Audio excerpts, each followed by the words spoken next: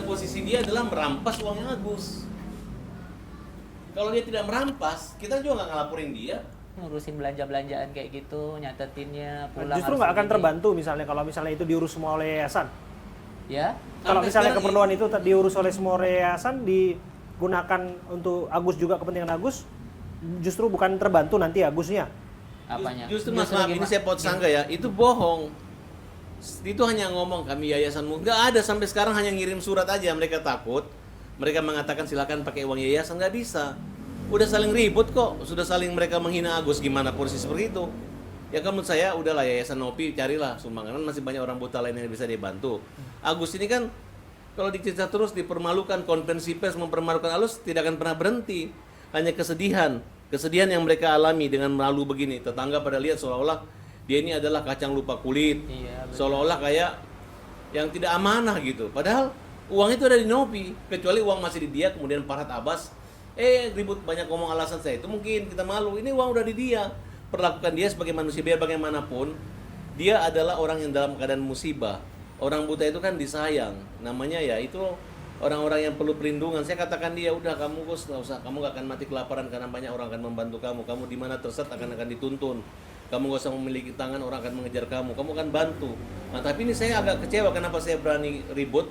Kemudian kami menamakan kita pembela kaum lemah, itu gara-gara perlakuan mereka tidak layak, tidak pantas. Orang yang mengatakan mengurus sosial, pekerja sosial melawan orang buta dan membiarkan, harusnya kan dia lindungi, dia tutupi aib-aib keluarga ini. Uangnya ada di mereka, itu yang terjadi pada saat ini, Mas. Ya, di bagian melawannya menurut Bang Farhad yang bagian mana? Karena yang justru yang melaporkan kan kubunya Agus Salim. Loh, dia tidak bisa melaporkan Agus karena posisi dia adalah merampas uangnya Agus. Kalau dia tidak merampas, kita juga nggak ngelaporin dia. Tapi kan dia sebagai orang yang bersama-sama. Mereka mengatakan Agus tidak tahu berterima kasih. Kalau nggak ada Nopi nggak ada sumbangan. Emang kalau Agus nggak buta ada Nopi 1000 bisa dapat sumbangan seperti itu kan tidak. Ini kenyataannya, ini faktanya bahwa dia adalah buta. Oke.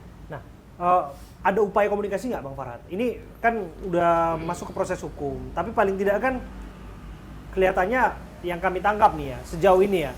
Ada niat baik kok sebetulnya untuk memastikan bahwa uang itu terkelola untuk kepentingan Agus juga. Iya, sekarang playing victim. Seolah-olah kita mau mana amanah Nopi dikasih tugas. Kalau Agus habiskan uang ini, emang yang dilaporin Agus, siapa? Nopi, kan tidak ada kaitannya. Mereka orang keluarga mampu. Sekarang kalau saya lihat ada gerakan membayar buzzer. Semua buzzer bayaran untuk menghancurkan kita. Saya lihat ilmu lu cuma segitu ya. Gue oke, nggak ada masalah. Kemudian dia pamerin, kalau ada yang jelek Agus pamerin. Dia menghasut masyarakat untuk mengatakan Agus yang jelek, gue yang benar, gue yang halus. Dia sekarang cara berperangnya melawan itu. Nanti kita buktikan, kita minta kepolisian untuk memeriksa Agus, diberi fasilitas khusus. Kalau perlu polisi datang ke sini memeriksa, kemudian apabila memang itu haknya Agus, silakan jalan. Kalau memang itu haknya yayasan, kita nggak peduli. Tapi yang kita yakini bahwa hampir semua orang-orang pintar dan ahli-ahli hukum mengatakan itu adalah haknya Agus. Justru bukan haknya Nopi ataupun yayasan. Apabila ada diskriminasi akan menghadapi masalah hukum. Kayak mengenai buzzer itu tadi Bang, Abang sebegitu yakinnya bahwa itu adalah pengerahan buzzer untuk menyerang Agus? Saya menganggap ini adalah industri menjual kemiskinan, menjual kesedihan, karena terjadi pada orang ini, ya kan? Dan kita minta diaudit yayasan tersebut, karena nomor rekeningnya ada juga rekening untuk sumbangan Agus. Seberapa banyak yang masuk untuk Ya, Agus? tidak terbuka. Seberapa banyak untuk yang lain dan sebagainya, gitu Ya, kira-kira maksud Anda? Seberapa yang banyak Agus? Seberapa yang untuk digunakan untuk ODGJ? Ya. Seberapa banyak orang yang digunakan untuk mengalami kecelakaan atau insiden seperti Agus dan Iya, sebagainya? kalau berani membuka donasi harus membuat kode-kode transferan kayak pembayaran IPL, misalnya nomor kita sekian, sehingga jelas masuknya itu, jangan sampai masuk satu rekening, kemudian tidak jelas buat peruntukan siapa dan jangan sampai digunakan untuk kepentingan pribadi pengurus atau pemilik yayasan. Oke. Kalau misalnya begini Bang, disebutkan bahwa itu kan sudah berjalan lama, eksis sudah sebelum Agus, bahkan sudah ada banyak orang yang ditolong, banyak orang yang merasa terbantu, banyak testimoni-testimoni bahwa yang bersangkutan tidak pernah mengharapkan apapun, imbalan atau pamrih dan sebagainya. Mas, selama ini dia biasanya saya lihat dia memilih anak-anak orang gila, balita, yang nggak mungkin protes. Nah kali ini dia kena batunya karena ketemu Agus, manajer yang pinter gitu. Dan tiba-tiba masuk saya nggak dibayar sama sekali, tidak ada otak saya untuk mengatakan begitu. Bahkan kami membantu, saya juga donasi sama Agus. Apakah donasi Agus ini harus diserahkan ke yayasan? Kan tidak logis. Ya udah lu 3 hari dulu aja. Uang sisanya uang buat Agus.